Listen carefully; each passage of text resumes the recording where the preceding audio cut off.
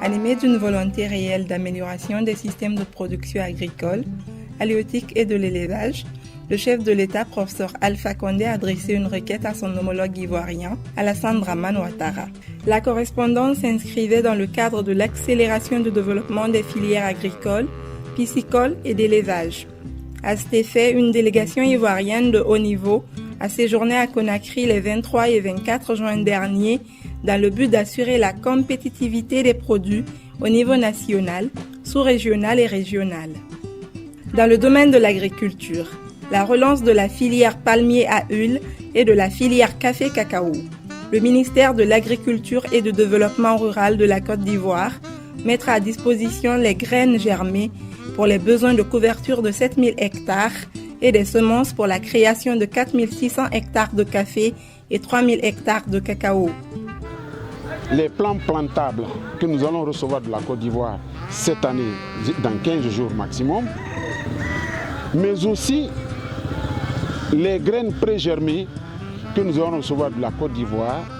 Nous avons commencé déjà à préparer les pépinières pour recevoir ces graines pré-germées en vue de pouvoir les mettre en place à partir de 2017. Il reste entendu que pour cette année 2016, nous avons prévu la mise en place de 100 000 hectares. Et les 100 000 hectares, nous devons importer les plants plantables de la Côte d'Ivoire pour notre pays. En plus de cela,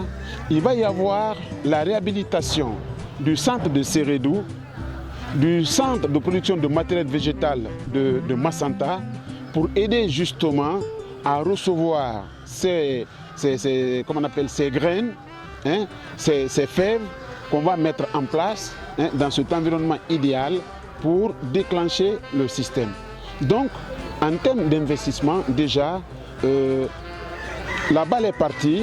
tout est engagé, la réhabilitation du centre de recherche de Sérédou, la réhabilitation du centre de production de matériel végétal de Massanta, l'importation des plants plantables, l'importation des graines pré-germées. Il y a eu 2 techniciens de la recherche agricole, y compris le directeur général de la recherche lui-même, Dr Famouy Biavogui, qui ont fait un déplacement sur la Côte d'Ivoire. Et d'ailleurs, c'est allé au-delà parce qu'il y a eu des techniciens également de la pêche, mais des techniciens de l'élevage. On doit aussi importer des alevins, on doit importer des poussins de 1 jour, mais aussi des porcs, mâles et femelles, pour la reproduction. Donc l'investissement, il va bon train, il est déjà enclenché et nous attendons au fur et à mesure, les prochaines semaines, de constater effectivement que le programme est lancé et les premiers pas sont déjà posés. Dans le domaine de l'élevage, le ministère des Ressources animales et halieutiques de la Côte d'Ivoire fournira 750 géniteurs mâles et femelles de race améliorée aux producteurs guinéens pour la relance de la porciculture. Les services techniques des 2 pays détermineront les modalités pratiques préalables à leur mise à disposition, notamment l'identification des bénéficiaires et la préparation des unités d'accueil, la formation des porciculteurs et des encadreurs techniques, la mise en place des procédures de contrôle sanitaire, la construction d'abattoirs de porcs et l'amélioration de l'état sanitaire du cheptel porcin, entre autres. Dans le domaine des pêches, de l'aquaculture et de l'économie maritime, le ministère des Pêches, de l'Aquaculture et de l'économie maritime a accompli des progrès significatifs ces 6 derniers mois, au nombre desquels figure le retrait de la Guinée sur la liste des pays tiers non coopérants en matière de lutte contre la pêche INN, l'augmentation des captures et débarquements de la pêche artisanale maritime suite au renforcement de la surveillance des zones de pêche et à l'application rigoureusement de la réglementation dans le cadre de la lutte contre la pêche illicite, non déclarée et non réglementée. La multiplication des opérations de surveillance maritime et aérienne des zones de pêche grâce à la conjugaison d'efforts CNSP, préfecture maritime, qui ont permis l'arraisonnement de 10 navires, dont 3 ont été condamnés au paiement de près d'1 milliard de francs guinéens chacun. L'amélioration de l'accessibilité et de la disponibilité de poissons frais dans les zones rurales, notamment en Guinée forestière, consécutive à l'accroissement de la production des étangs piscicoles. Ces derniers temps, la production piscicole a considérablement augmenté, 300 à 350 tonnes de poissons d'élevage ont été prélevées par les pisciculteurs de la Guinée forestière. L'adhésion de la Guinée à la Fishery Transparency Initiative FITI, qui est une initiative mondiale multipartite visant à augmenter la responsabilité de la durabilité des pêches par la transparence et la participation de tous, s'ajoute à ces progrès accomplis au premier semestre 2016 par le ministère des Pêches, de l'Aquaculture et de l'Économie maritime, le lancement de l'initiative présidentielle d'appui au développement rural, notamment dans le domaine de la pisciculture. Dans le cadre de cet appui, il est prévu l'empoisonnement de 750 sites piscicoles, de 200 mares et de 20 retenues hydro-agricoles et hydro-énergétiques.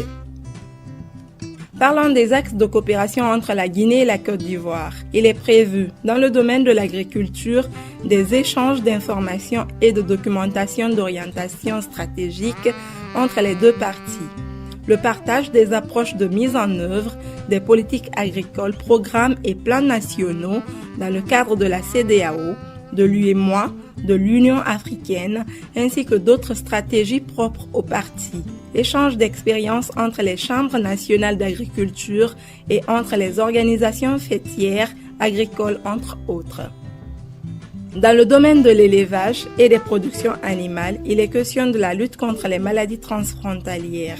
harmonisation des programmes de vaccination par l'information réciproque sur les dates de démarrage des campagnes de vaccination, leur durée et les zones frontalières concernées afin de les réaliser conjointement. Exigence d'un certificat zoosanitaire international pour les troupeaux transhumants. Échange régulier d'informations sur la circulation et la vente des médicaments illicites le long des frontières. Dans le domaine des pêches, de l'aquaculture et de l'économie maritime, il s'agira de partage d'expériences et d'expertise dans le domaine du développement de l'aquaculture. De la redynamisation du protocole d'entente établi en 2012 entre le Laboratoire national d'appui au développement agricole de Côte d'Ivoire et l'Office national du contrôle sanitaire des produits de la pêche de l'aquaculture. Désireux de créer des conditions favorables à la promotion d'une coopération technique,